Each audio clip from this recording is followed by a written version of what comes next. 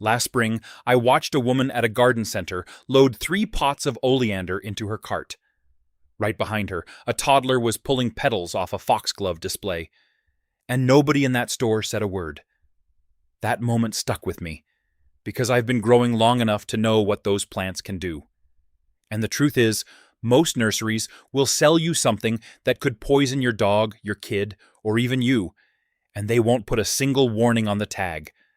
That's what this video is about. 7 plants you'll find at almost any garden center. Plants that look gorgeous, grow easily, and sit on shelves right next to your tomatoes and herbs. But every one of them carries a level of toxicity that most home gardeners never hear about until something goes wrong. And by then, you're not browsing the nursery. You're on the phone with poison control. Let's start with one you've probably driven past 100 times without thinking twice. Oleander. If you live anywhere in the southern US, you've seen it lining highways, driveways, parking lots. Big clusters of pink or white flowers, evergreen leaves tough as nails in heat and drought. It looks like the kind of shrub that solves problems. Low water, full sun, instant curb appeal. Nurseries sell it like it's the easiest decision you'll make all summer. But here's what doesn't show up on the tag. Every single part of oleander is toxic. The leaves, the stems, the flowers, even the smoke if you throw cuttings on a burn pile. The plant produces cardiac glycosides, compounds that directly interfere with your heart rhythm. In controlled doses, similar compounds are used in heart medication. In your backyard, there's no controlled dose. A child chewing on a single leaf could end up in the emergency room. Dogs and cats that get into the clippings can go from vomiting to cardiac arrest faster than most owners realize something is wrong. And this isn't rare. Veterinary hospitals across California and the Southwest issue warnings every summer, because that's when people prune their oleander hedges and leave the cuttings where animals can reach them. There are documented cases of horses dying after eating branches that were tossed into a pasture. The ASPCA lists oleander as highly toxic to dogs, cats, and horses. Yet there it sits, right between the lavender and the jasmine, no warning in sight. If you love that look, the bright flowers, the dense green screen, grow hibiscus instead. You get the same tropical color, the same heat tolerance, and zero toxicity. It's one of the easiest swaps you can make, and it removes a genuine danger from your yard. Now, oleander is an outdoor plant, and a lot of people figure the real risks are outside. But some of the most dangerous plants in your life might already be sitting on your windowsill. And the one I want to talk about next is in millions of homes right now. Dieffenbachia. You probably know it as dumb cane. Big, glossy leaves, splashed with cream and green. The kind of plant that makes a dark corner look alive. Offices love it. Apartments love it. Nurseries push it hard because it tolerates low light, it's cheap, and it looks lush from the day you bring it home. But inside those leaves are microscopic needle-shaped crystals called calcium oxalate raphides. If a child or a pet chews on a leaf, those crystals fire into the soft tissue of the mouth and throat like tiny shards of glass. The pain is immediate. The tongue swells, the lips burn. In serious cases, the throat can swell enough to make it difficult to breathe or speak. That's exactly where the name dumb cane comes from.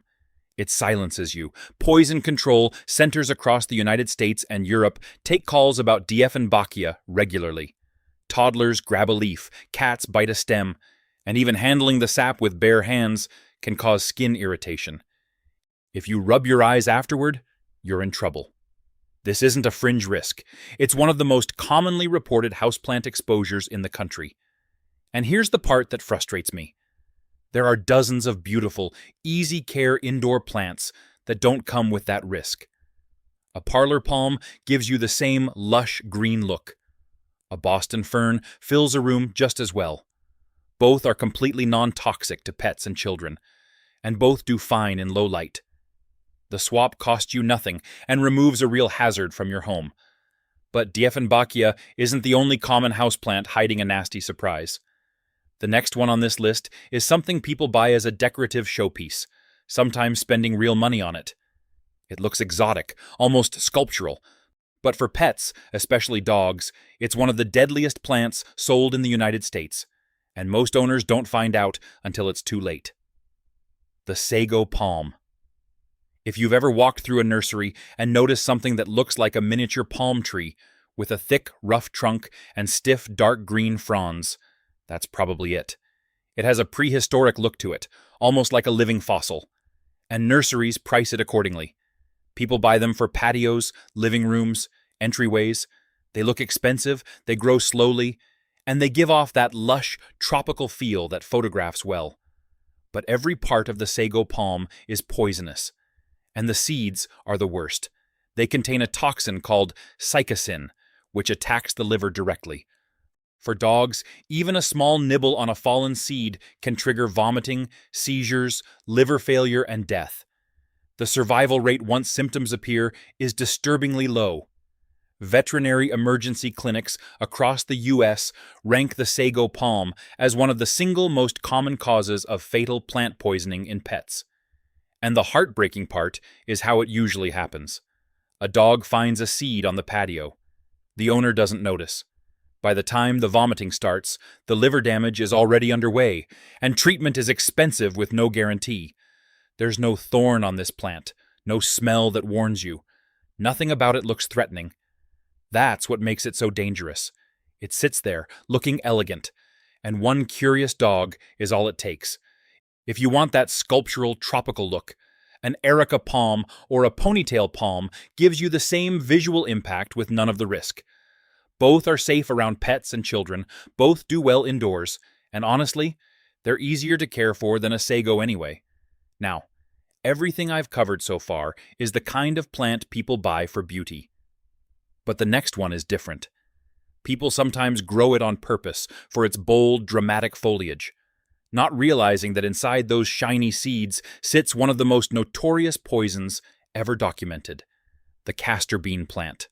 Tall, fast-growing, with oversized star-shaped leaves and spiky red seed pods that look almost alien. In certain parts of the U.S. and southern Europe, it pops up in ornamental beds, along fences, even in wildflower patches.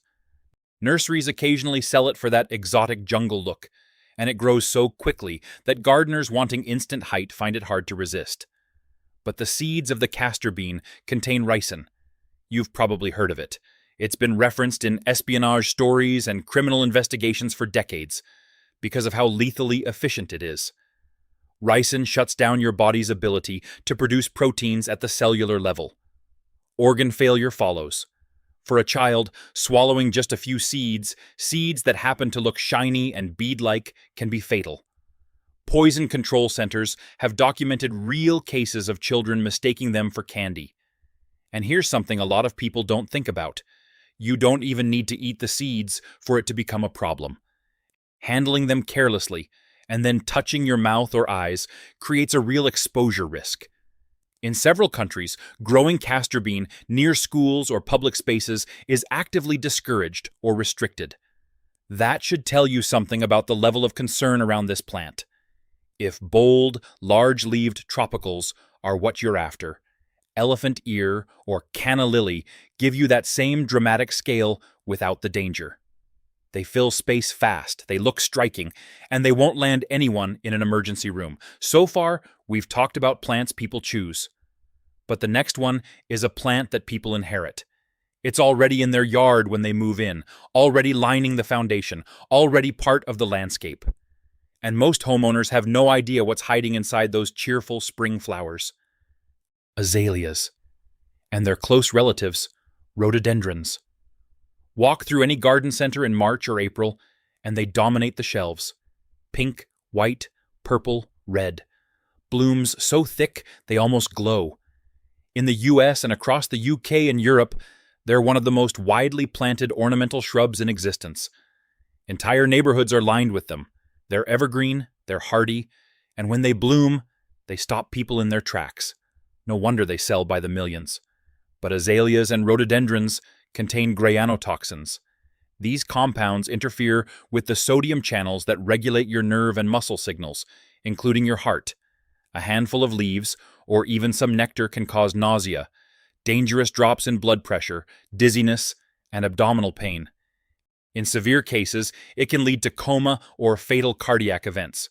For dogs, the risk is especially high.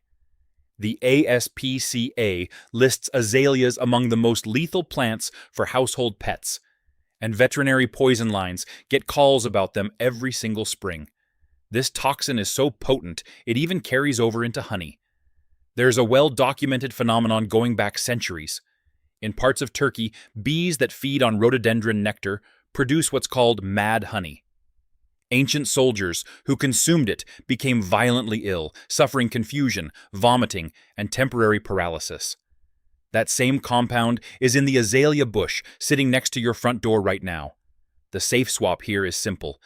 Camellias or viburnum give you the same dense evergreen structure with beautiful spring blooms, and neither one carries the toxic load. You still get the color, you still get the curb appeal. You just remove the part that can hurt your family or your pets. And if outdoor shrubs caught you off guard, this last one might bother you the most. Because it's not a garden plant. It's something people bring inside on purpose, usually during the holidays, set it on the kitchen table, and never think twice. But for anyone with a cat, it might be the most dangerous plant on this entire list. Lilies. They're elegant. They smell incredible. Florists put them in everything: weddings, funerals, Easter arrangements, holiday centerpieces.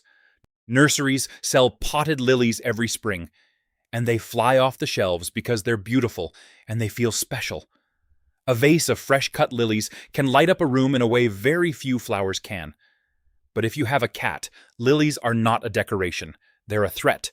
And I don't mean a mild stomach upset kind of threat. I mean acute kidney failure within hours.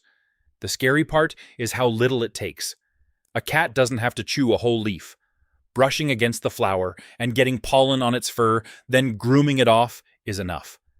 Drinking the water from a vase that held cut lilies is enough. That's how sensitive cats are to this toxin. And it moves fast. Within a few hours, you'll see vomiting, loss of appetite, lethargy. Without emergency veterinary treatment started within about 18 hours, most cats don't survive. Veterinarians talk about this constantly. And yet, every Easter, every Christmas, every Mother's Day, emergency clinics see the same heartbreaking cases. Someone brings home a beautiful arrangement, sets it on the counter, goes to work, and comes home to a cat in crisis. The owner had no idea. The florist didn't mention it. The card on the bouquet certainly didn't warn them. And this applies across the board. Easter lilies, tiger lilies, daylilies, Asiatic lilies, stargazers. If you have a cat in the house, every one of them should be treated as off-limits. Dogs are less sensitive, but ingestion can still cause stomach problems, so caution applies there too. The replacement is easy. Orchids give you that same graceful, long-stemmed elegance. Roses work beautifully in a vase. Both are safe for cats and dogs, and neither one requires you to gamble with your pet's life just to have flowers on the table. Now, those are the 7 that concern me the most, but they're not the only ones worth knowing about. A few more deserve a quick mention, because you'll run into them just as often. Hydrangeas. Huge, round flower clusters that look soft and harmless. But the leaves and flower buds contain cyanogenic compounds, the same chemical family that can release small amounts of cyanide when chewed. It usually takes a significant amount to cause serious harm in adults, but pets and small children are more vulnerable, and it's not a risk worth ignoring. Monkshood. Sometimes sold as aconitum, sometimes called the queen of poisons. Tall, deep purple flower spikes that look almost regal. But this one doesn't even require ingestion to cause problems. Just handling it without gloves can cause tingling and numbness in your hands. Eating even a small amount has been fatal throughout recorded history, going back to ancient Rome. If you see it in a nursery, respect it the way you'd respect a sharp tool. It deserves that level of caution. And philodendrons. They're everywhere indoors, climbing up shelves, trailing out of hanging baskets. Not as deadly as the others on this list, but they contain the same calcium oxalate crystals as dieffenbachia. A curious cat or a teething toddler chewing on a leaf will get burning, swelling, and drooling. Usually not life-threatening, but enough to mean a stressful trip to the vet or the pediatrician. Here's the thing that ties all of this together. None of these plants come with adequate warnings. Nurseries don't have to label toxicity in most states. Garden centers arrange everything by color and season, not by safety. That means the responsibility falls entirely on you. And that's not a bad thing, as long as you know what to look for. So, a few practical habits that make a real difference. Before you buy any plant, take 10 seconds to look up its botanical name on your phone. Not the common name, the Latin name. Common names vary and can be misleading. The botanical name gives you an accurate search result every time. Check it against the ASPCA Toxic Plant Database if you have pets. Check it against poison control resources if you have young children. That one step, 10 seconds at the nursery, can prevent a genuinely awful situation at home. If you ever suspect a child or a pet has chewed on something questionable, don't wait to see if symptoms develop. For pets, call your vet or an emergency animal hospital immediately. For people, contact poison control or head straight to the emergency room. With many of these toxins, especially the ones that affect the liver or kidneys, early treatment is the difference between recovery and tragedy. Time matters more than almost anything else. And if you want to fill your garden with color that you never have to worry about, there are plenty of options that are genuinely beautiful and completely safe. Lavender, marigolds, sunflowers, zinnias, snapdragons, nasturtiums. These aren't boring backup choices. They're bright, they attract pollinators, they grow well in raised beds and containers, and they belong in a garden that's meant to be lived in, not just looked at. A good garden should feel safe to walk through barefoot, safe for your kids to explore, safe for your dog to sniff around in. That's not asking too much. It just takes knowing what you're bringing home before you bring it home. If any of this was useful to you today, type GROW in the comments and hit the like button. It helps more people find this video, and it helps this channel keep putting out the kind of information that nurseries probably should be sharing but aren't. I appreciate every one of you who watches, comments, and shares. Stay safe out there, and I'll see you in the next one.